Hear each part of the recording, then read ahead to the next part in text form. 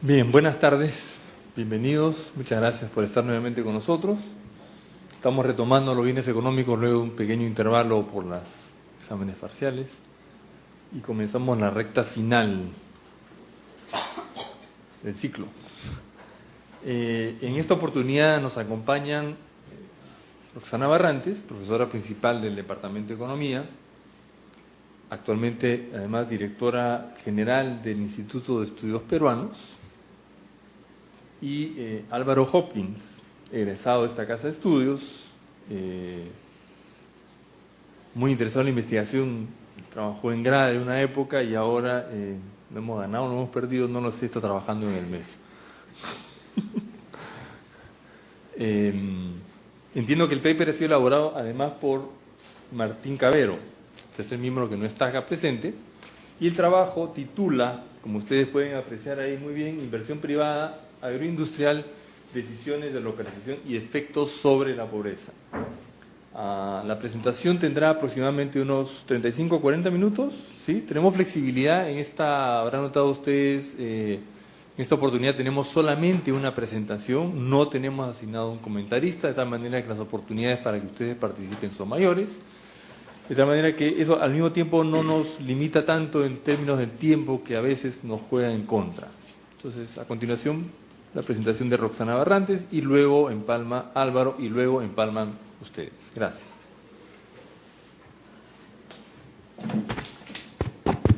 Muchas gracias, buenas tardes. Es para mí realmente un gusto venir.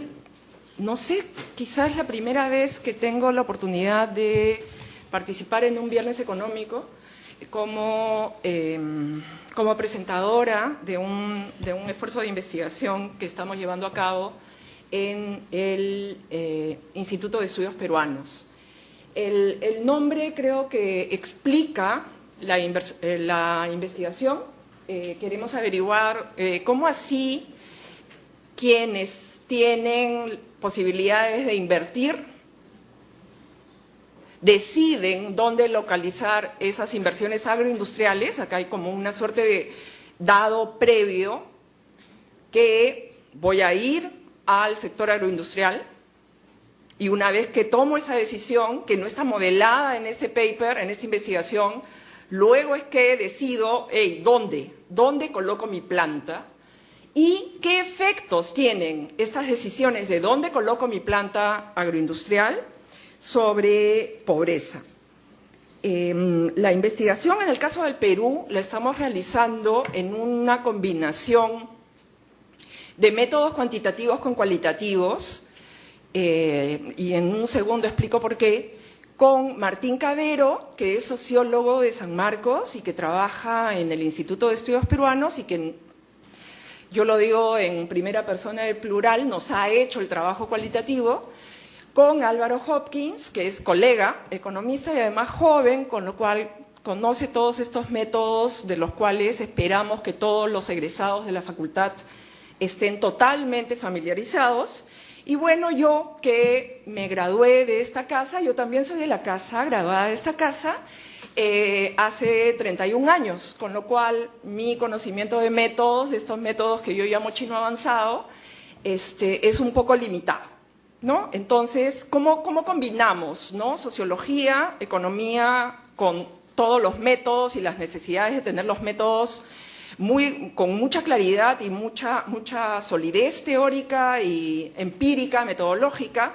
Y claro, 31 años no pasan en vano, y la experiencia que traen un conjunto de preguntas de investigación. Y acá digo, este es el plan de la presentación. Primero voy a explicar un poco el contexto de esta investigación, luego una motivación muy sencilla, cuáles son las preguntas de investigación, que de alguna manera ya las he dicho, cómo definimos una agroindustria, y esto no es, como dicen en inglés, rocket science, viene de la clasificación internacional industrial uniforme, bases de la estrategia empírica, porque ahora ya no hablamos de metodología, sino hablamos de estrategia empírica, Primera pregunta, determinantes de localización. Hacemos una referencia a la teoría. Nuevamente, estrategia empírica y los resultados de aplicar la estrategia. Efectos de localización sobre pobreza. Y acá ustedes notan que hay un tema que distingue frente al tema de determinantes de localización, y deben estar encontrando ustedes una palabra de 5 letras que se llama sesgo. Y en un rato va a quedar claro por qué esto es importante. Y finalmente, reflexiones finales, reflexiones de política. ¿Cuál es el contexto de esta investigación? Tema interesantísimo en general, si uno comienza a hablar de desarrollo rural, de desarrollo de la economía peruana, de los últimos 20 años de enfoque de mercados y de globalización y de TLCs y de orientación a mercado externo, uno puede no sorprenderse de la importancia de estudiar la agroindustria. De hecho, en algún tiempo del pasado, y esto ha sido bastante útil, parece como base de esta investigación, yo misma he colaborado con el SENASA, el Servicio Nacional de Sanidad Agropecuaria del Perú, es el mismo nombre en Chile, creo, para averiguar los efectos de sus programas, los beneficios, los costos. En algún punto también tuve la oportunidad, y esto fue una experiencia muy rica, de evaluar un proyecto para, de préstamo que SENASA estaba buscando con el BID, etcétera, etcétera. Entonces, en este contexto nacional, y este contexto nacional en vista de esta apertura de mercados es un contexto que muchos países de la región han enfrentado, particularmente los países que hoy están agrupados en la Alianza del Pacífico. Esos países que están agrupados hoy en la Alianza del Pacífico, como ustedes saben, son México, Colombia, Chile y Perú, que tienen un claro compromiso con un desarrollo económico abierto al mundo, que creo que con la excepción de Colombia, son parte de APEC, del Foro Económico Asia-Pacífico, y que en general han tenido un compromiso consistente en estos últimos 20 años con el desarrollo de políticas económicas abiertas al mercado. En este contexto de los países de la Alianza del Pacífico, el programa de desarrollo rural, del Centro de Desarrollo Rural de RIMISP, que con sede en Santiago de Chile, busca examinar, dar un paso adelante sobre lo que ha sido una trayectoria de 4 o 5 años de trabajo, tratando de averiguar cuáles son las bases territoriales del desarrollo. Porque cuando nosotros estudiamos desarrollo, nosotros estamos pensando en mercados de trabajo, estamos pensando en estas barreras, las informaciones asimétricas, la diferencia de calidad de los activos de los agentes, etcétera, y nos olvidamos, tendemos en todo caso a olvidarnos, así como en un punto nos olvidamos totalmente de los costos de transacción, nos olvidamos que en qué punto del georreferenciado del país está, tiene una influencia sobre barreras o no barreras que tienes a tu inserción a mercados. Entonces, este enfoque territorial al desarrollo tuvo un programa de investigación de 4 años, también comparativo a nivel latinoamericano, que da este paso adelante tratando de examinar cuáles son esos posibles proyectos o esas posibles actividades o esos posibles sectores de la actividad económica que han contribuido o tienen el potencial de contribuir a un desarrollo económico con base territorial y que además contribuya a lo que se denomina cohesión. Es decir, hay una definición de cohesión, es un grupo multidisciplinario, entonces hay mucha discusión de cuál es el verbo correcto, la palabra correcta, etcétera. Pero yo lo quiero decir muy sencillamente en términos, no importa en qué punto del georreferenciado naces, todos tendríamos que tener, controlando por la calidad de tus activos, la misma probabilidad de desarrollar tu potencial. Y acá he mezclado lenguaje económico con lenguaje filosófico. En particular, en nuestro proyecto, que es el proyecto 5, hay otros 4 proyectos, la gran pregunta es, ¿qué rol ha tenido la inversión privada? ¿No? Y esta es como que la primera aproximación en el marco de este programa de investigación de RIMIS, tal como yo lo comprendo, para examinar qué pasa con los actores que efectivamente controlan o tienen menos restricciones en el acceso al mercado de capitales, ¿no? Entonces, ¿cómo es que estos actores privados, que nosotros tendemos a pensar en el sector privado empresarial, grande, etcétera, ¿qué rol ha tenido en tomar decisiones de ubicarse fuera de los grandes centros urbanos conectados a todo? Y esas decisiones, ¿cómo han impactado en el bienestar y en la calidad de vida de las personas? Entonces, por decisiones de bases de datos e intereses de los investigadores, pudimos establecer estudios de caso, hacer estudios de caso para Chile, y acá espero que Chiara Casufi, que es una recientemente doctorada del ID de Sussex, creo, IDS en Inglaterra, esté por vía streaming escuchando esta presentación en Chile. Es la coordinadora del proyecto y es realmente una economista bastante sólida y rigurosa. En México el equipo está formado por una nuevamente reciente doctoranda, Mariana Pereira, que ahora trabaja en la Universidad Iberoamericana, donde nuestro colega y compatriota Pablo Kotler es el jefe del Departamento de Economía, y Isidro Zuluaga, que trabaja, entiendo, en el Colegio de México, y bueno, el equipo del... ¿Dónde está Isidro?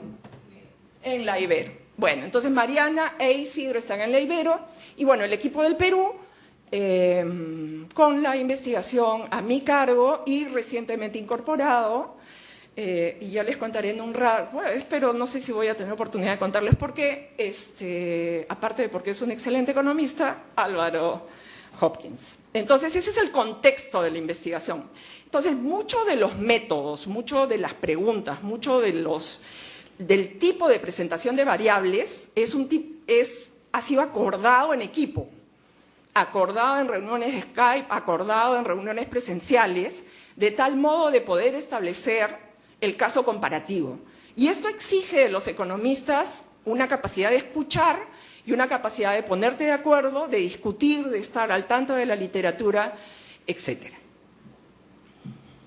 ¿Cuál es la motivación? Ya le he dicho de alguna manera, el crecimiento importante de la agroindustria y de las instituciones que desde el sector público han contribuido a este crecimiento, y nuevamente menciono al Servicio Nacional de Sanidad Agropecuaria, que es fundamental. Sin todas esas certificaciones, nuestros espárragos y mangos y aceitunas y etcétera no podrían entrar en mercados con regulaciones fitosanitarias. Pero ¿cuál es la gracia de la agroindustria en términos de un desarrollo territorial? La gracia de la agroindustria es que de lo que trata de hacer la agroindustria como sector es de procesar productos que vienen en la vieja clasificación de ese momento de cuando estudiaba, hace más de 30 años, del sector primario, ¿no? Entonces, tú produces productos agrícolas y no es que los mandas tal cual. Tú los cortas, los envasas y con eso empleas personas que no necesariamente tienen que tener un elevado capital humano, pero tampoco es que pueden ser analfabetos, porque tienen que ser capaces de seguir instrucciones, tienen que saber, llegado el punto, operar maquinaria, etc. Entonces, dada esa relación del insumo principal con la tierra, y con una tierra, o sea, hay un factor inmóvil, ¿no es cierto? La tierra es un factor inmóvil. El tema es, ¿te localizas cerca de donde está tu factor inmóvil o empiezas a incurrir en los costos de transporte? ¿No? ¿Dónde está ese trade-off? ¿Hasta dónde te alejas de tu factor inmóvil y hasta dónde te acercas a aquello que te da la interfaz con tus mercados? Entonces, al tener una base territorial, tú puedes movilizar mano de obra que antes no participaba del mercado laboral y a través de esa inserción en el mercado laboral tener ingresos que antes familias con baja calificación no tenían. Entonces hay un efecto esperado, potencial y de hipótesis que mayor desarrollo agroindustrial al movilizar empleo va a reducir pobreza, ¿no? Eso. Las dos preguntas de investigación que estamos presentando hoy día, porque hay una tercera y es en realidad la descriptiva. La primera pregunta de investigación es cuáles son los determinantes de la localización de las empresas. O sea, ¿cuál es esa decisión? ¿Qué factores entran en la función objetivo de maximización de beneficios de aquel inversionista que decide entrar al sector agroindustrial? Esa es una primera pregunta de investigación. Y la segunda pregunta de investigación es ¿cuáles son los efectos de esta decisión sobre pobreza, pero no solamente sobre lo que se llama el headcount, el FGT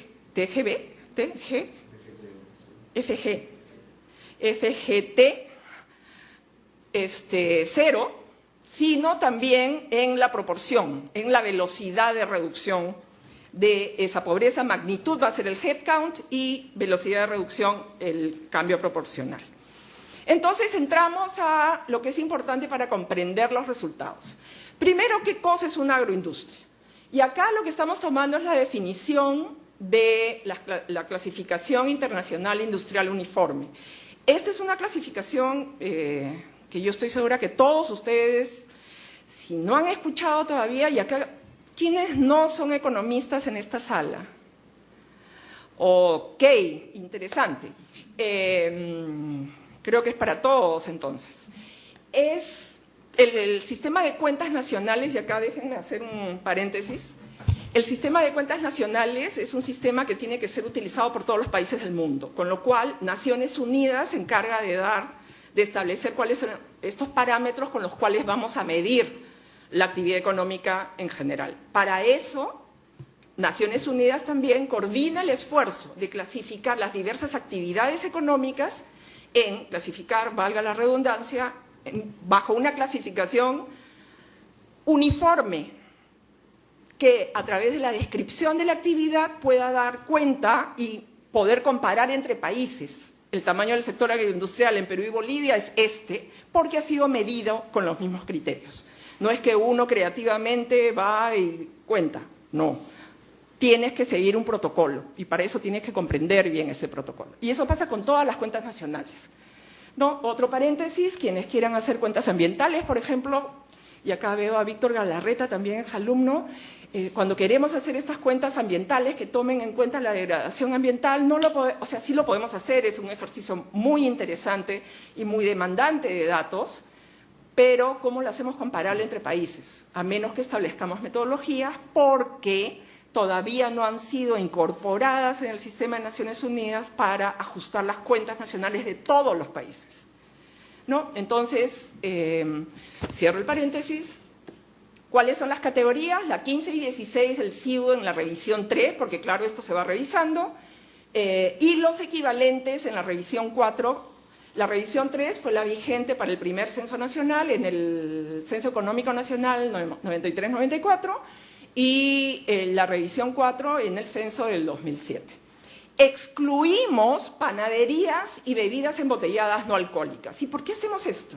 Porque, ¿cuál es el insumo de las panaderías? El trigo importado. Y ahí no hay ninguna movilización de factores localizados, ¿no? Ahí lo que nos importa es el tamaño de Alicorp o la producción, el clima en Argentina, ¿no? El desarrollo territorial no está asociado a una decisión en un determinado georreferenciado sobre el cual podamos hacer una implicancia de políticas. Y además bebidas embotelladas no alcohólicas. Nuevamente, ¿qué cosa es eso? Es agua con algunos químicos, y ahí va mi propaganda para que no tomen Coca-Cola, no tomen Coca-Cola, etcétera. No te moviliza factores con ubicación territorial. ¿Qué es una agroindustria? Y acá ha sido bien interesante porque nosotros nos ponemos a ver la base de datos de los censos económicos y en un ratito vamos a especificar eso. Y claro, tenemos X número de observaciones, X número de empresas, etcétera, etcétera, qué bonito. Pero cuando vamos al campo, porque, y acá es un tema que tiene que corregir el INEI, digamos, le doy un punto a favor al INEI por haber facilitado la base de datos, pero lamentablemente, a diferencia de lo que pasa en Chile, por ejemplo, en Chile te dan la base de datos solamente de aquellos distritos donde hay más de 2 establecimientos, con lo cual tú no puedes identificar los datos de entrada. En cambio, en el Perú te dan todo y te lo dan con dirección.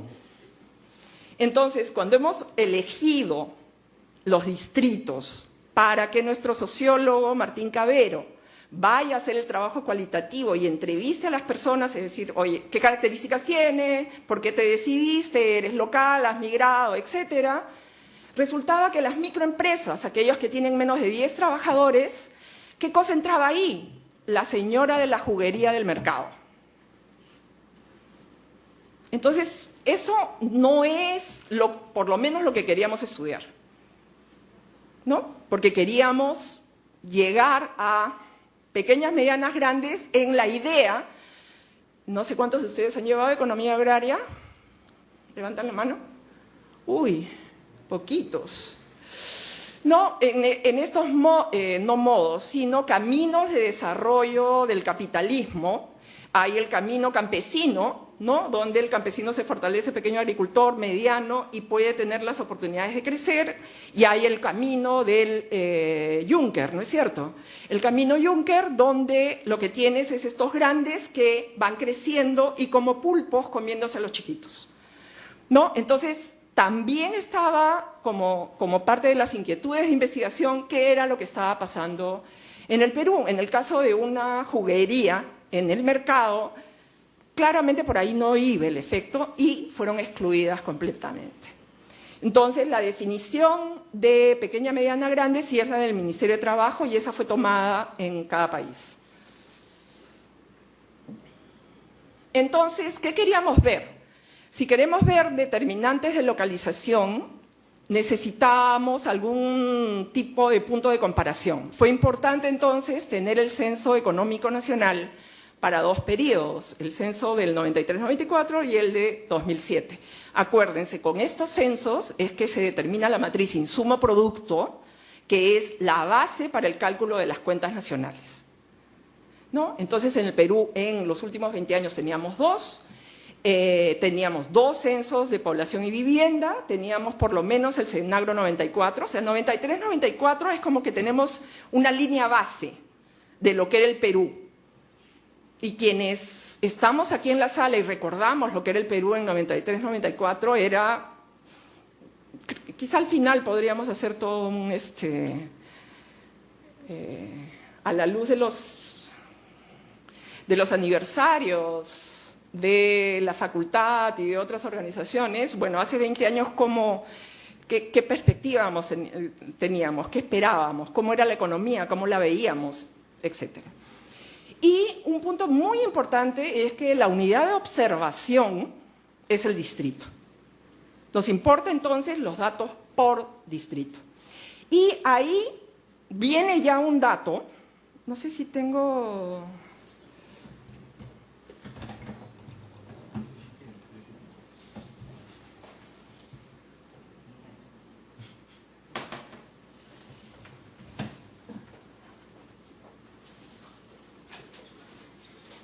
No, conmigo no funciona.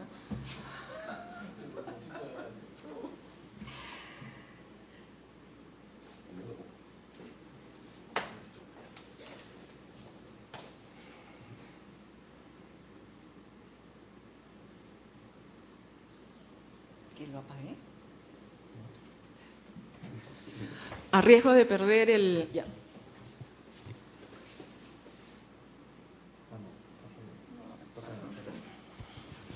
Se ha puesto idiosincrático, no mentira, el remoto.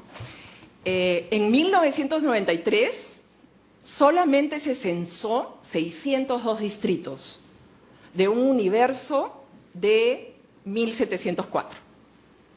Entonces, los econometristas que están en la sala ya deben estar pensando, ¿y esto cómo lo vamos a trabajar luego?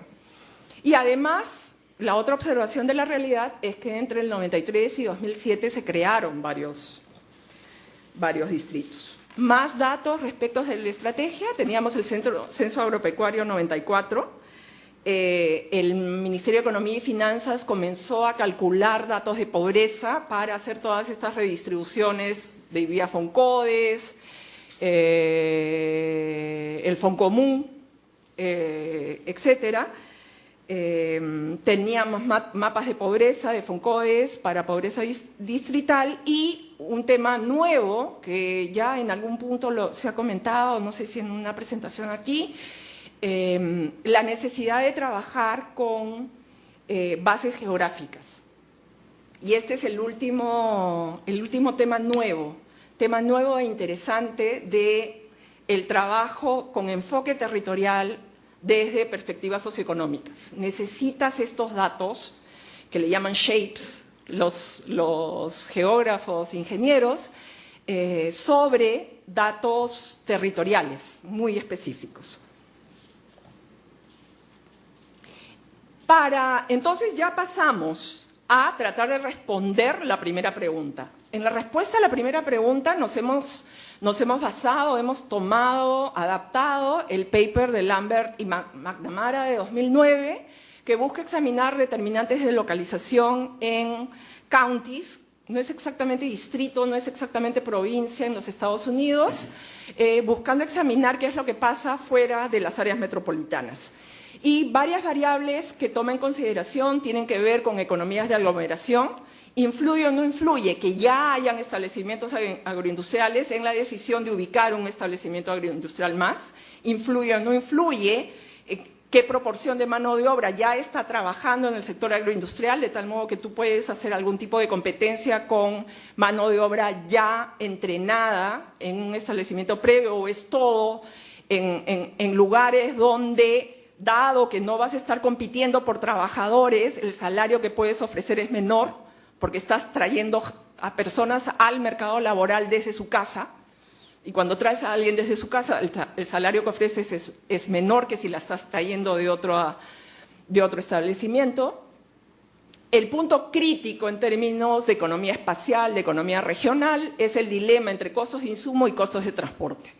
Si yo ubico mi establecimiento agroindustrial cerca de mi provisión de insumos, yo voy a tener que incurrir en un costo relativamente mayor para llevar mi producción al mercado.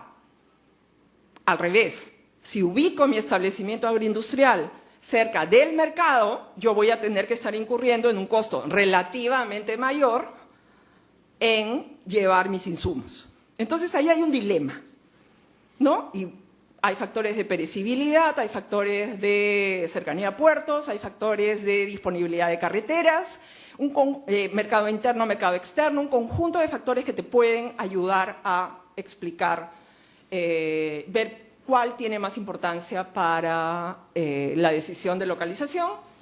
La calificación de la mano de obra, o sea, me puedo ubicar en un distrito donde la tasa de analfabetismo sea 80%, o tiendo a ubicarme en distritos donde la población ha completado secundaria o ha completado educación técnica o superior, etcétera.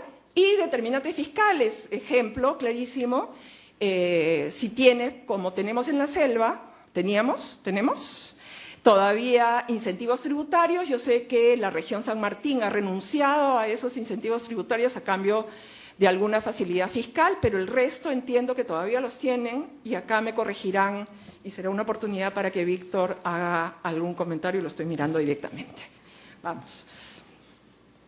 Entonces, ¿cuál es la variable endógena? ¿Qué es lo que queremos explicar? Queremos explicar el número de establecimientos nuevos. Y acá ya ustedes deben estar pensando, ¿el número? ¿Qué me dice el número? ¿Por qué no explico el empleo? ¿Por qué no explico el tamaño? Varios motivos que podremos, conversar luego. Los tres países Chile, Perú y México decidimos explicar el número de establecimientos nuevos. Eso era lo que queríamos hacer. Entonces, tomamos la suma de establecimientos nuevos si entre los dos censos económicos del 93 y 2007 aumentó el número de establecimientos agroindustriales en un distrito y atribuimos 0 al distrito donde el número de establecimientos disminuyó o se mantuvo igual. Y acá la mitad de la audiencia que es economista, y quizá de esa mitad, la otra mitad ya llevó econometría, tenemos una variable dependiente que no está en los reales, en el conjunto de números reales. Ni siquiera en el conjunto de reales positivos. ¿No? Tenemos claramente una variable que toma números enteros. ¿No? Con lo cual, llegamos a los denominados modelos de conteo, que tienen todo un desarrollo reciente en la literatura. Entonces, en este gráfico vemos cómo tenemos cambios en el número de establecimientos, porque hay distritos donde el número de establecimientos disminuyó, y acá registramos -1, por ejemplo. Y de esos números que van en enteros positivos y negativos, lo pasamos a una variable de conteo que comienza en 0, siempre que el número de establecimientos haya sido 0 o haya disminuido en un distrito determinado. ¿Ok? Y eso es lo que tenemos al lado derecho. Vamos. Entonces, ¿qué variables tomamos como covariables, variables exógenas, factores de oferta, de capital humano, tierras, extensión agrícola, extensión con irrigación, extensión con destino a mercado y servicios públicos? Estamos hablando de Perú 93-94. Perú 93-94, ya estoy hablando media hora, me estoy pasando ya. Dámelo. Listo. Perú 93-94, y solo para darles un dato de algo que sí sé, la teledensidad, el número de líneas fijas por cada 100 habitantes era 2.9 en el Perú. Mientras que en los Estados Unidos en esa época ya el 50% de todos los predios estaban cableados, ¿no? Para totalmente extremos. En servicios públicos estamos tomando telefonía fija, conexiones de agua y electricidad. Factores de demanda, distancia a mercado por kilómetros a capital regional o a la capital de la República, economías de aglomeración, y todas estas variables alrededor de lo propuesto por Lambert y McNamara, con un conjunto de coeficientes de cómo compara el distrito en particular respecto a lo que pasa a nivel nacional o a lo que pasa comparado con el resto de sectores si estás tomando la agroindustria, y lo que se denominan rezagos espaciales. Entonces, la primera vez que uno escucha rezago espacial, uno que viene del mundo de las series de tiempo de hace 20 años, porque eso sí lo terminé de ver hace 20 años, ¿qué es esto? Un rezago espacial no es algo más que dar cuenta de cuál puede ser el efecto de los distritos aledaños al distrito que está siendo analizado respecto a un conjunto de variables. A eso le llamamos rezago espacial. Entonces, ¿qué nos da la regresión del modelo de conteo Durbin con rezagos espaciales, no espaciales, etcétera? Y acá lo que estoy haciendo es un resumen que da cuenta de la audiencia esperada, es decir, la mitad no son economistas. Más establecimientos nuevos se encuentran en aquellos distritos que tienen gente empleada en manufactura, como que hay una tradición o una experiencia con el mercado laboral, donde hay más disponibilidad de mano de obra en general con PEA, donde la PEA es más educada y donde tienes mujeres participando de los mercados laborales, donde tienes una mayor proporción de tierra dedicada a la venta. Acuérdense, economías campesinas, una parte es para autoconsumo, la otra parte para venta. Va a haber más establecimientos agroindustriales allí donde la proporción de tierra dedicada a venta es mayor y, evidentemente, mayor disponibilidad de servicios públicos. Y vamos a tener más establecimientos nuevos en distritos, menos establecimientos nuevos en distritos donde hay distritos agrícolas alrededor, y este es un tema que podemos discutir más adelante, donde hay menos proporción de agroindustria respecto a la región, donde hay menor distancia a la capital regional y donde predominan los pequeños agricultores. Y aquí le doy la palabra a uno de los coautores, Álvaro.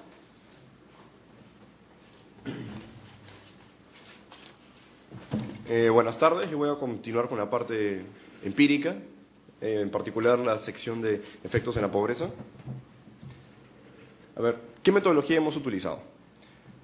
Básicamente es aplicar un modelo de diferencias e indiferencias con propensity score matching. Ya, acabo de hablar chino mandarín tal vez. ¿A qué me refiero? Primero estimamos cuál es la probabilidad de que en un distrito haya crecido el número de establecimientos agroindustriales versus, o sea, el cero, los controles, en los cuales el número de establecimientos siempre fue cero. O sea, fue cero en el 93 y fue cero en el 2008. Es decir, hay un grupo de distritos que los hemos excluido, ¿no? Que los hemos puesto como missing value, o sea, no los tomamos. Que son aquellos distritos en los cuales decreció el número de establecimientos o se mantuvo constante, pero mayor a cero. Es decir, tenía 5 establecimientos en el 1993, pero en el 2008 tenía igual los mismos establecimientos. ¿Siguiente? Bueno, esta es la ecuación que estábamos utilizando. Ah, sí, perfecto.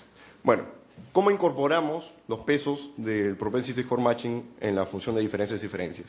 Bueno, en literatura identificamos dos métodos. Uno, que es el, entre comillas, más simple, es tomar nuestras variables de pobreza, digamos del 93 y del 2007, las diferenciamos, tenemos el cambio de la pobreza, y esa variable es nuestra variable de resultado para estimar un modelo de propensity score matching. Entonces, estás haciendo un diff and diff con propensity score matching. El segundo método es utilizar los pesos que hemos utilizado en el modelo de probabilidad anterior como ponderadores de cada observación. O sea, calculamos a ver cuál es la probabilidad de que un distrito sea tratado versus uno control en base a ciertas características del distrito. Generamos un indicador resumen que se mueve entre 0 y 1 y utilizamos eso para determinar a ver cómo ponderar en la ecuación cada observación. ¿Sí? Bueno, eso es en el modelo de reducción de pobreza. En el modelo de la velocidad en el cambio de la pobreza, es decir, la variación porcentual, bueno, ahí solamente tenemos un periodo de tiempo, básicamente, que es el periodo entre 93 y 2008, que es un solo momento. Si realmente quisiéramos calcular velocidad en un modelo de diferencias y diferencias, necesitaríamos tal vez el censo que ya se está planificando para el 2017, creo, ¿no? 2017 y 2018. Bueno, en este modelo incluimos el nivel inicial de pobreza del distrito, en la pobreza del 93, nuestra variable de tratamiento, que si es que es distrito tratado o control, un vector de covariables, ya que explicó Roxana, similar al modelo anterior, y los pesos del modelo. ¿Siete? Bueno, primero, ¿qué es lo que encontramos? ¿Cuántos tratados, controles excluidos tenemos? Tenemos 32 distritos en los cuales se incrementó el número de establecimientos agroindustriales. Como controles tenemos 303 y 267 distritos excluidos, en los cuales se mantuvo constante y mayor a cero o decreció el número de establecimientos. Y eso suma un total de 602. Bueno, y como mencionó Roxana, ¿qué pasó con el resto de distritos? Bueno, no los tenemos censados. Siguiente. Entonces, este es el Perú del 93, en el mapa a la izquierda, y este es el Perú según el censo económico del 93. Básicamente es un archipiélago el Perú, en este mapa. Eso es un problema, pero... un ratito. Pero pueden observar que, si se acuerdan dónde más o menos están las capitales regionales, han priorizado el censo en zonas de mayor desarrollo económico y excluido algunas zonas probablemente en estado de emergencia. De hecho, si uno revisa qué distritos estaban en estado de emergencia, muchas de las zonas en las cuales no han sido censadas eran distritos en estado de emergencia. ¿Siguiente? Bueno, entonces acá tenemos una potencial fuente de sesgo por nuestra variable de tratamiento está censurada, entonces tenemos varias opciones. Pensamos, a ver, ¿cómo podemos corregir este sesgo? Entonces, lo primero que se nos vino a la mente, recordando clases de econometría, es, sesgo de corrección del sesgo de selección a lo Heckman. Bueno, no sirve, no podemos usarlo. ¿Por qué? Porque los errores de nuestro modelo no se distribuyen como una normal. Entonces, eso nos tumba esta salida que parecía inteligente, pero no. Lo segundo es, bueno, podemos utilizar una variable instrumental. ¿Pero qué instrumento? Entonces, nos quedamos dando vueltas un rato y no definíamos bien qué posible instrumento podía ser. Tal vez una dicotómica definiendo si es que es distrito de emergencia o no. Bueno, si tienen alguna sugerencia de qué variable instrumental podemos utilizar, encantado de recibirla. Y finalmente decimos que la manera más honesta o más clara de poder analizar este sesgo y no hacer una caja negra de la econométrica es hacer una revisión analítica de este sesgo a partir de variables descriptivas que tengamos disponibles para los distritos. Bueno, ¿cómo hacemos esta revisión de las covariables de los distritos que tenemos disponibles? Primero, dividimos entre los censados y los no censados, vemos cuáles son las características de estos distritos que fueron censados, y luego a partir de esto definimos distintos grupos. Por ejemplo, dentro de los censados tenemos a nuestros controles, a nuestros 303 controles, pero dentro de los no censados podríamos también tener controles. Bueno, acá tenemos un problema y es que no podemos definirlos claramente porque no tenemos el censo económico del 93. Bueno, del mismo modo con los tratados, vamos a tener también un grupo de distritos dentro de los no censados que podrían ser tratados. Y igual con excluidos. ¿Siguiente? Para definir estos posibles tratados y posibles controles, dijimos, bueno, tenemos el censo económico del 2008, definamos estos posibles tratados y estos posibles controles en función al número de establecimientos agroindustriales de ese año. Entonces, por ejemplo, ¿cuáles podrían ser distritos tratados? Aquellos que en el 2008 tenían más de cero, tenían al menos un establecimiento agroindustrial. Acá estamos asumiendo que en el 93 pudieron haber tenido, bueno, tenían cero, ¿no? O han crecido, tenían menos establecimientos. Claramente dentro de este grupo tenemos también excluidos. Tal vez algún distrito que en el 93 tenía 5 establecimientos, ahora tiene 1, igual está contándose dentro de estos posibles tratados. Y en los posibles controles son aquellos que en el 2008 tenían 0 establecimientos agroindustriales, es decir, también se están agrupando en esta bolsa aquellos que en el 93 pudieron haber tenido más de un establecimiento agroindustrial. Siguiente. Bueno, tenemos acá una primera buena noticia. El 99.8% de nuestros distritos son posibles controles. Es decir, en el 2008 no teníamos ni un solo establecimiento agroindustrial. Y solamente 2 tenían establecimientos agroindustriales.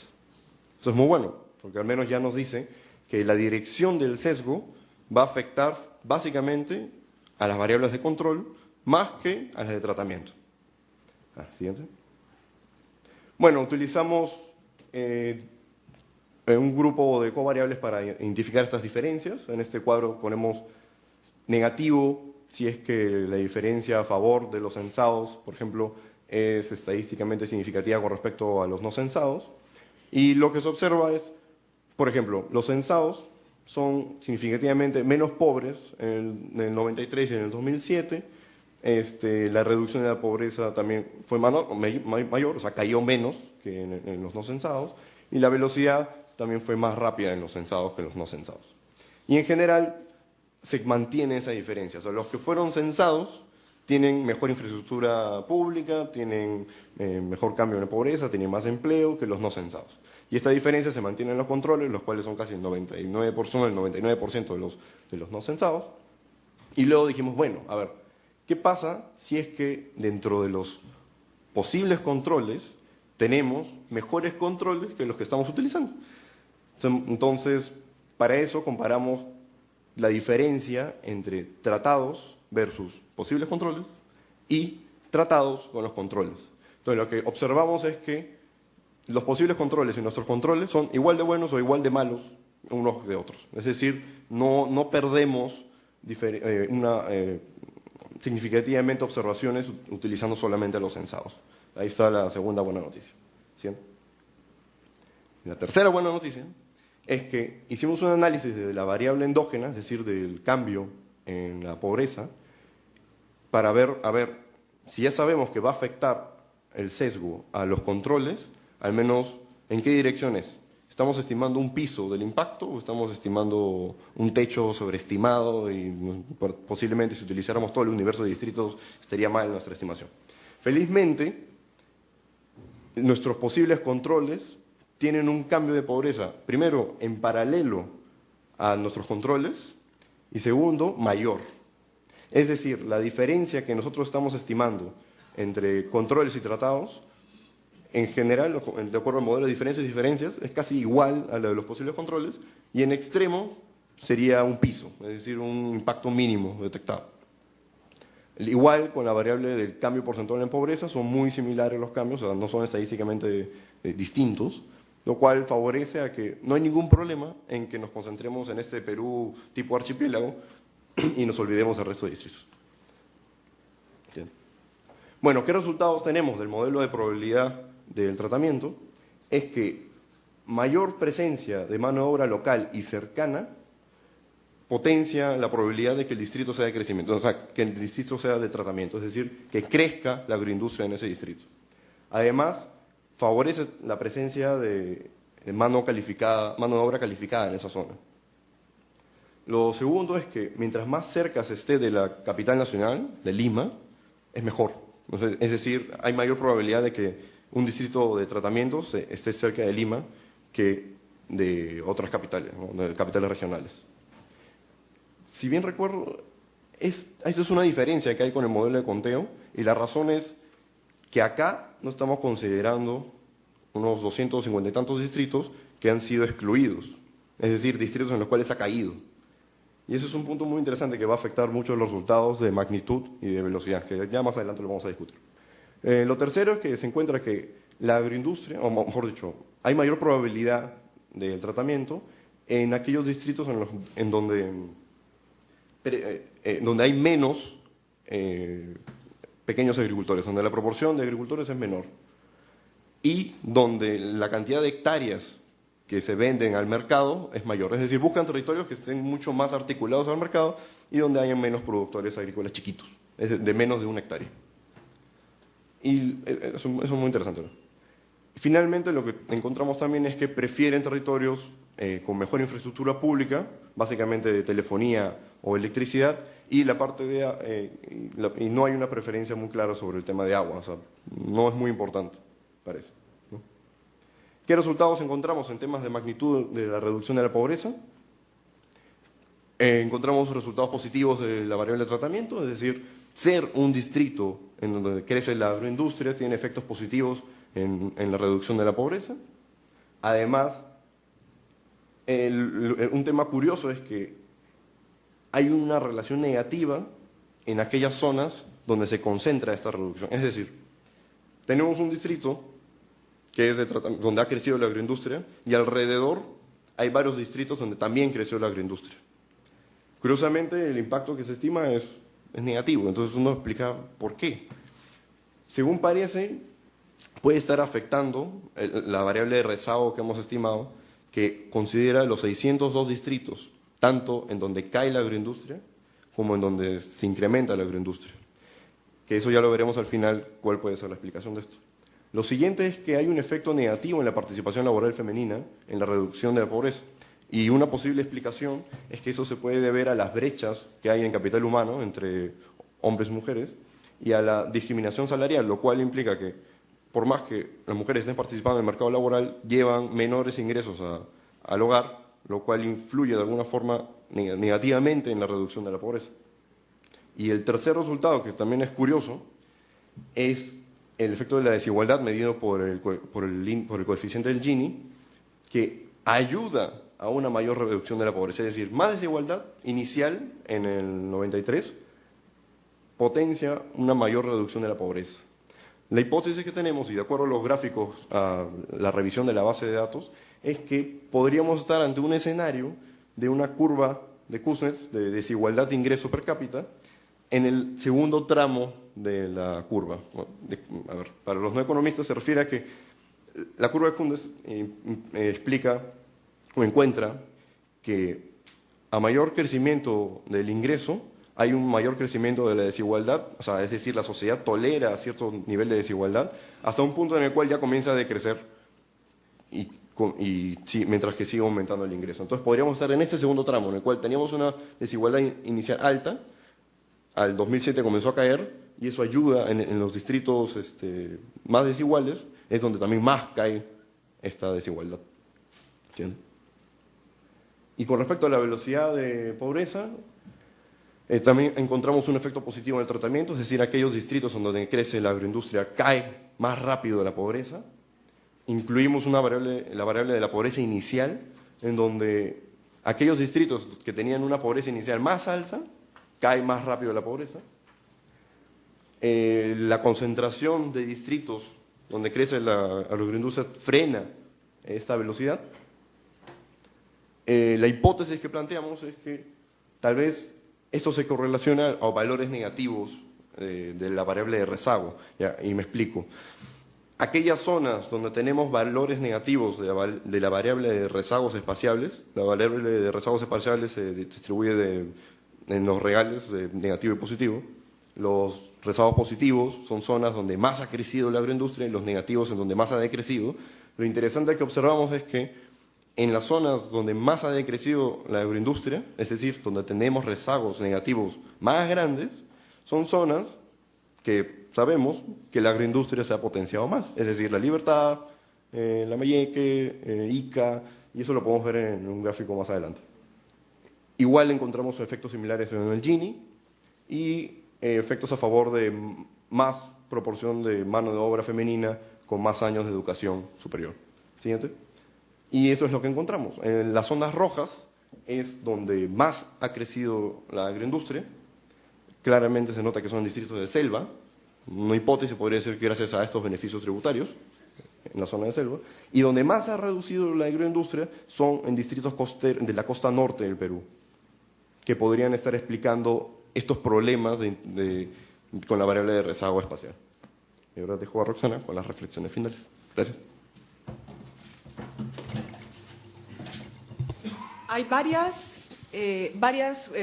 ya reflexiones que van saliendo y que no hemos incluido. Una de ellas es el efecto en la costa de la concentración de tierras que se verifica con el Senagro del año pasado.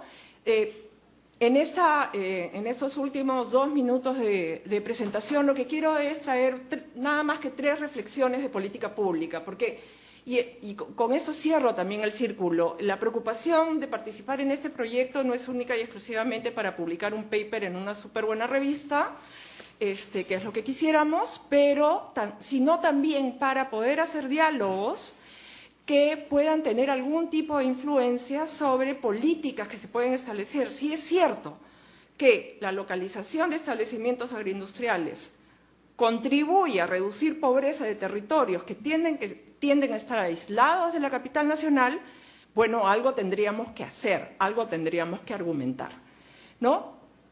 Y ahí va la primera pregunta. ¿Qué políticas públicas favorecen la decisión de localización de los agentes privados? Y acá estoy usando el arroba que me obvia hablar de los o las agentes privados.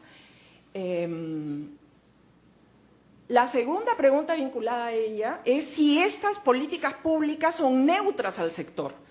Y por los resultados que tenemos hasta el momento es que estas políticas públicas son totalmente neutras al sector.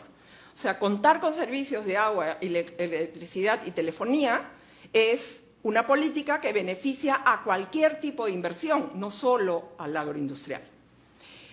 La mejora de carreteras, dado el resultado que hemos encontrado estadísticamente de signo respecto a la capital nacional, es que este trade-off de costo de transporte, se prefiere pagar el costo de llevar el insumo al establecimiento que el costo de llevar el producto al mercado.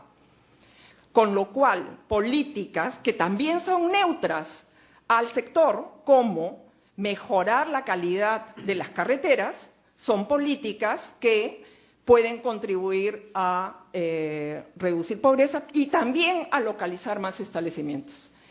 El estudio de caso, porque parte del trabajo que hizo Martín Cavero fue trabajo en la costa norte, como evidentemente, intuitivamente cualquiera de ustedes concluiría, nos llevó a una constatación, ¿dónde está la novedad?, dirían algunos, al tema de cómo ha ido creciendo el número de unidades agropecuarias con las grandes irrigaciones. Y las grandes irrigaciones no son un producto de inversión privada, son un producto de inversión pública. Todos nosotros estamos contribuyendo a esas inversiones. Y esas inversiones te están dando el punto de desarrollo de insumos para un desarrollo agroindustrial.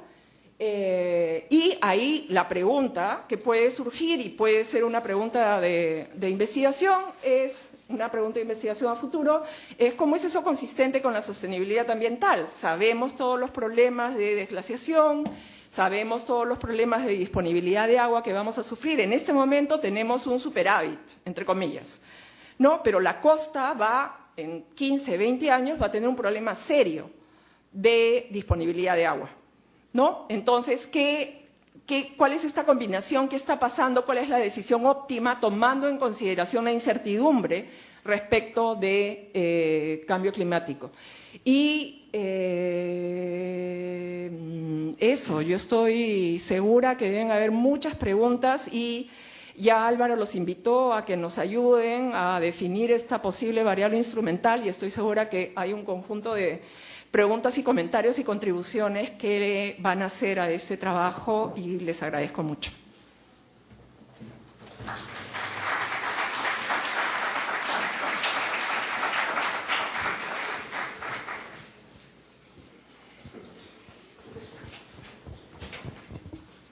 Muchas gracias, Roxana. Álvaro. El turno de ustedes. Preguntas. Entiendo que están distribuyendo papeles para hacerlas por escrito en consideración al volumen de asistentes, pero si alguien quiere romper fuegos levantando una mano y haciendo una pregunta muy puntual, bienvenido, bienvenida. Allá al fondo tenemos.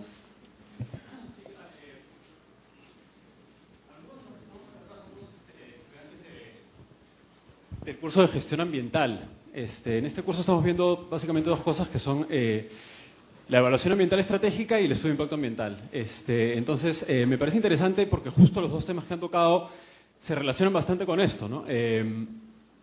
Por un lado, la evaluación ambiental estratégica tiene mucho que ver con dónde decido yo poner mi proyecto, ¿no? Entonces, en ese sentido le quería preguntar, ¿hay alguna tendencia a considerar variables ambientales en la localización de los proyectos?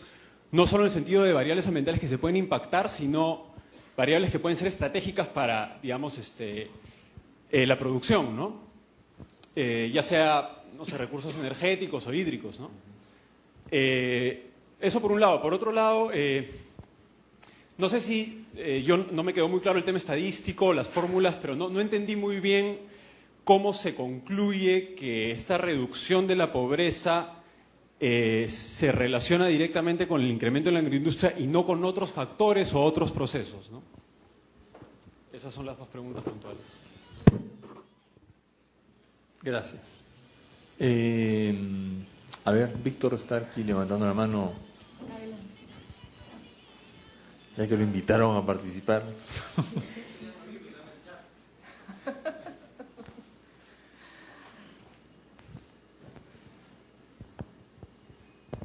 Sí,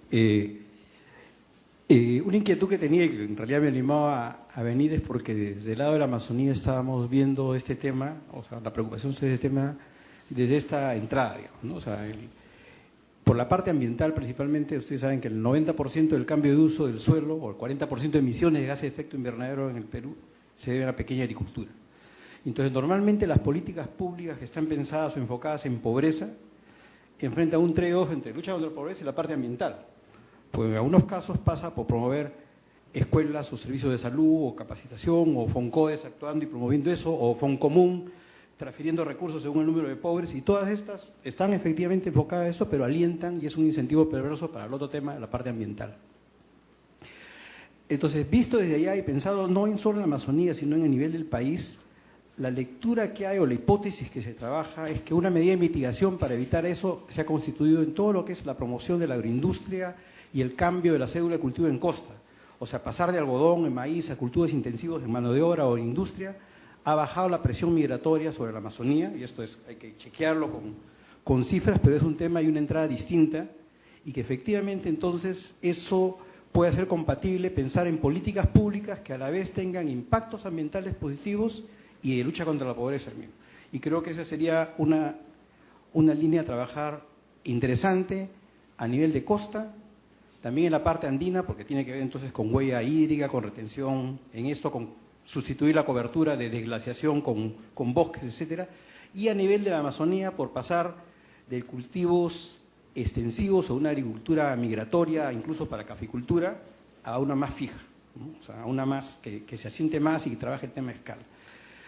Un segundo tema que creo que es bien importante es justo lo que ustedes plantean, que valida esto, es esta hipótesis de el tamaño o la escala, porque claro, si uno ve donde ha habido proyectos nuevos de irrigación y áreas grandes, ha sido más fácil y claro, no hay que hacer muchas regresiones para darse cuenta, y uno visita Piura, La Libertad, el resto de sitios y lo puede ver visualmente, digamos, ¿no? Intuitivamente. Pero en donde no ha podido hacer eso, hay principalmente unas fallas que se mantienen, yo creo que en todo el país, referente a modelos que permitan lograr escala con pequeña agricultura. Y ahí el balance o la percepción que tengo es que las políticas públicas han fallado rotundamente. Las grandes cantidades de inversiones para lograr economías de aglomeración alrededor de pequeña agricultura han fracasado. En Amazonía, particularmente las inversiones de desarrollo alternativo, todos han llegado a lo más agrupar a cooperativas de servicios, comercialización, pero en el terreno de producción, de manejo a escala, de gestión de riesgo, de todo lo que puede significar cambio técnico y articulación a la parte industrial, nada. Finalmente, yo creo que puede ser que efectivamente los incentivos para el desarrollo que se reporta en la parte amazónica puedan ver como impuesto a la renta. Estoy pensando particularmente en productos nuevos, digamos quizás palma, aceite, la parte de biocombustibles, lo que están destacando ahí en la zona, lo que se ha podido ver es Ucayali, principalmente, y toda esa zona donde ha habido un crecimiento alto de esa parte, bueno, tabaco, algo en San Martín, pero no después no es café, no es otra cosa, o sea, y no hay otros temas nuevos, ¿no? Entonces sí me llama la atención y habría que ver con mayor profundidad probablemente. Sí se mantiene, para responder lo que decía Rosana, hay claro incentivos importantes de impuesto a la renta que, bueno, se mantiene básicamente en Loreto, parte de Madre de Dios con 5% de impuesto a la renta y entre 5 a 15%, y en exoneraciones tributarias efectivamente, bueno, solo San Martín, pero es solo una que mantiene, que es el drawback por el IGB de productos que vienen de fuera. En el resto eso se acabó,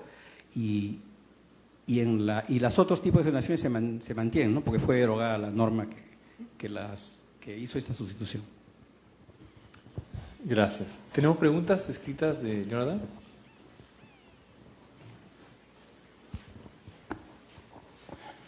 Buenas tardes, muchas gracias.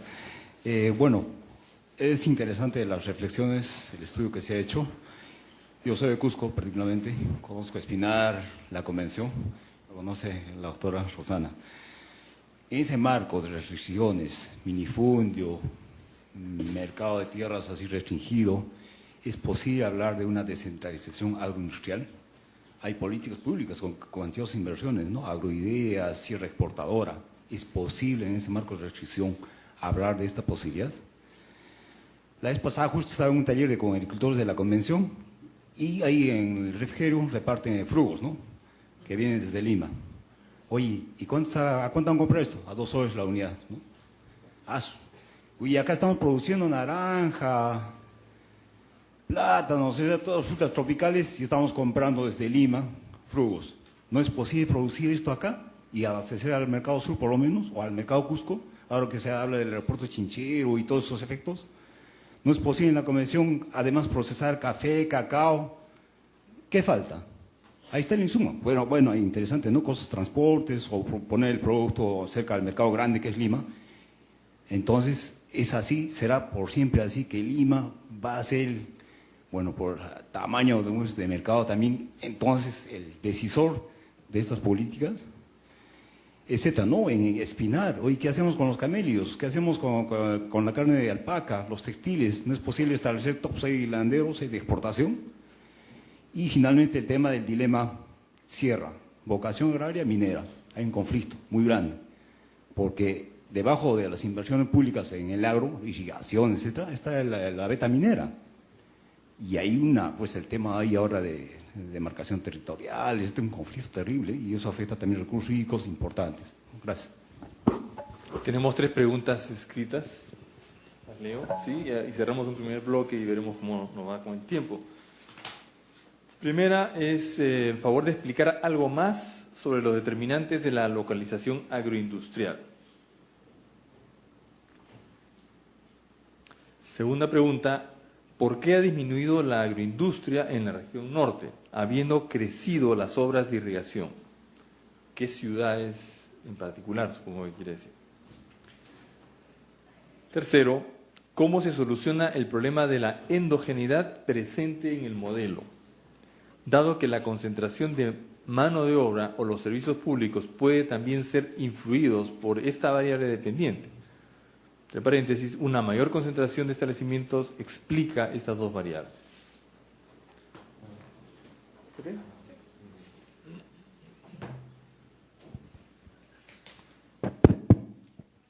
Muchas gracias.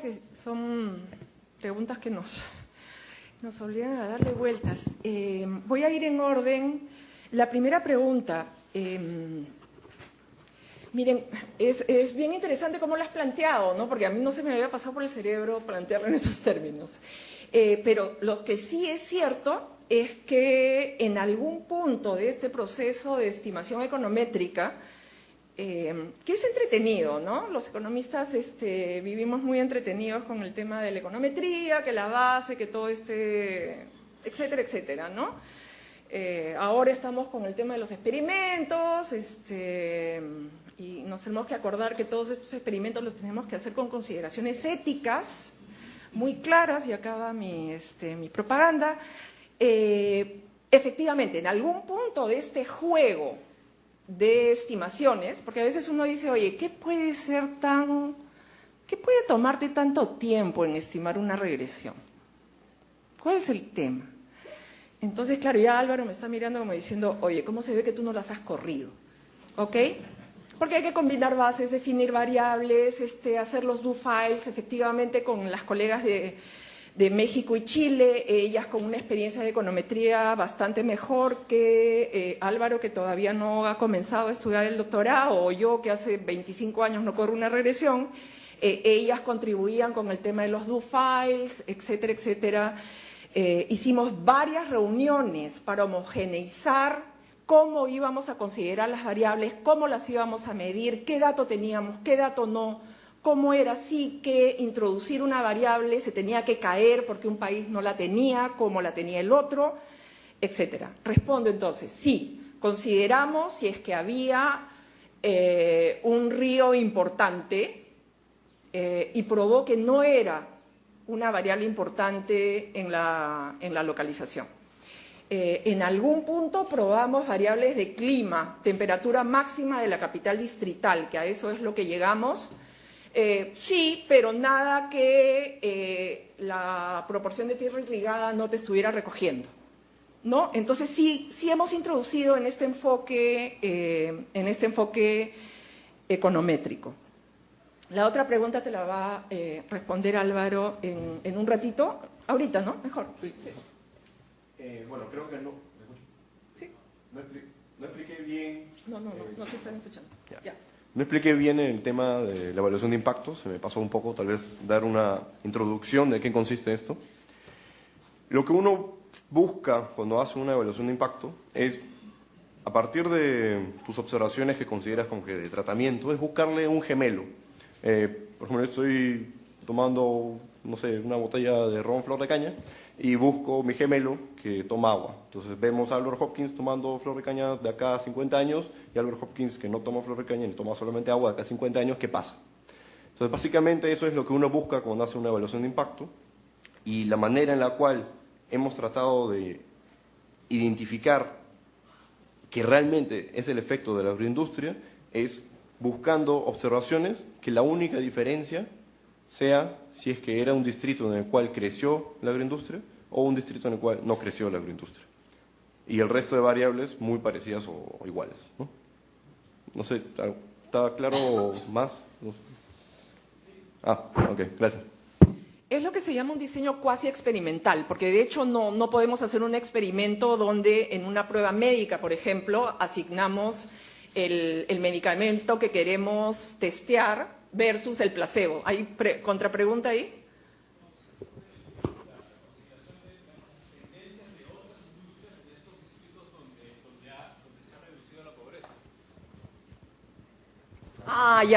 Ya te seguí. Ya te seguí. Efectivamente, con estos coeficientes adicionales, que la concentración, aglomeración, diversidad y competencia, que son parte del paper de Lambert y McNamara, tratamos de recoger esas interacciones, de alguna manera, dentro de lo que se puede hacer en econometría. Y además incluimos el cambio porcentual en el empleo del resto de sectores, no agroindustriales. Y lo que se encuentra es que no es significativa esa variable. Ok, a las preguntas y reflexiones de Víctor. Efectivamente, ahí no voy a usar la econometría para responderte, voy a usar los datos del cualitativo, ¿no? Que estamos todavía en proceso de poder tener un solo producto, ¿no? Donde la econometría no quede divorciada del quali y el quali no quede divorciado de la econometría. Entonces, aprovecho y te respondo con el quali. Lo que encontramos en la costa, por ejemplo, es que hay muchísima migración, ¿no?, de gente de selva, particularmente del norte. Lo que estás observando también, y quienes viajan por el Perú, ya no puedo decir viajamos, quienes viajan por el Perú ya conocen de estos patrones migratorios. Desde hace muchos años hay todos estos patrones complementarios, donde la campaña de la sierra es una campaña complementaria al ciclo de la campaña de la costa y tienes un montón, muchísima interacción. Hay temas migratorios de decisión y notando además, Víctor y toda la audiencia, que nuestro dato de comparación es 1,93 a 2007. De 2007 para acá hemos tenido un dinamismo económico extraordinario.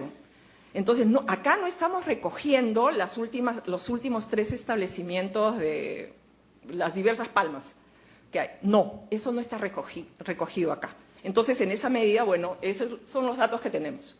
Cuando volvamos a calcular el PBI y se vuelva a hacer una tabla de insumo-producto, podemos tener estas respuestas. Hay un tema adicional que no me dio oportunidad de comentar y que es bien interesante y que se vincula a la pregunta acá de Freddy. El tema del modelo de desarrollo agroindustrial. Yo lo llevé al modelo de desarrollo campesino, digamos, el modelo de la familia campesina versus el modelo de Juncker, pero lo que tienes cuando estás viendo la agroindustria es establecimientos que hacen ¿qué? Acopian, y con lo cual no tienen control del proceso productivo del insumo fundamental, o son establecimientos agroindustriales que también producen y se integran verticalmente. Dada la naturaleza de nuestra variable endógena, que lo que estamos midiendo es el número de establecimientos. Entonces, tú podrías estar teniendo, en este caso, un proceso de crecimiento del mismo número de establecimientos. Y dada la naturaleza de la variable endógena, ese es ser un control y no un tratado, ¿no? Entonces, ahí hay temas bien interesantes en esta aproximación econométrica. El modelo, tú tienes un modelo de acopio, digamos, por lo menos con los datos de costa del quali, un modelo de acopio cuando tienes mercado local o algunos temas de nicho. O sea, en el caso del café me queda clarísimo, es nicho, O sea, tú tienes cada agricultor con determinada inclinación de su terreno y determinadas sombras y determinado sol que le cae en un punto. Si tú haces una gran extensión, pierdes la calidad del conocimiento específico de tu territorio. O sea, ese es un modelo de acopio. Tú tienes luego una planta procesadora grande que te deja el café. Diferente es el tema del espárrago, ¿no? O el tema de mangos, donde además hay un control del producto a nivel del USDA, o sea, la autoridad fitosanitaria de Estados Unidos viene a hacer inspección de la planta que envasa los mangos en Piura. Igual vienen en ICA a hacer revisión de qué está pasando con las plantaciones. Qué pasa con los pesticidas, etcétera, etcétera. Entonces, ahí hay un par de modelos que, nuevamente, la aproximación econométrica, si no tuviéramos quali, no tendríamos manera de saber. Finalmente, la metodología económica es una, ¿no es cierto? Es tu interés en conocer tu realidad que te hace mirar, observar y preguntar, pero tu metodología es una metodología numérica. ¿No? Eso. Quería complementar que el tema de la correlación con los rezagos espaciales negativos, o sea, donde más cae la agroindustria, podría tener un efecto positivo en la pobreza, era porque posiblemente en las zonas donde más cae es donde los establecimientos que quedan han crecido muchísimo entre el 93 y el 2008 o 2007. Es decir, si bien son menos establecimientos, hay una mayor concentración de la participación del mercado de los establecimientos que quedan ahí. Entonces, es un tema a estudiar más adelante. ¿Alguna pregunta del testigo? Y había una consulta sobre el tema de endogeneidad. Utilizamos variables de línea de base, es decir, del 93, de tal forma que no se correlacionaban con la variable de tratamiento. Y la única relación que había era entre la variable de tratamiento y la endógena que estábamos estudiando. ¿O a qué se referían con el tema de endogeneidad acá? No sé. En corto, el tema, la endógena creció el número de establecimientos entre 93 y 2007. La exógena es la participación laboral femenina, por ejemplo, en el 93.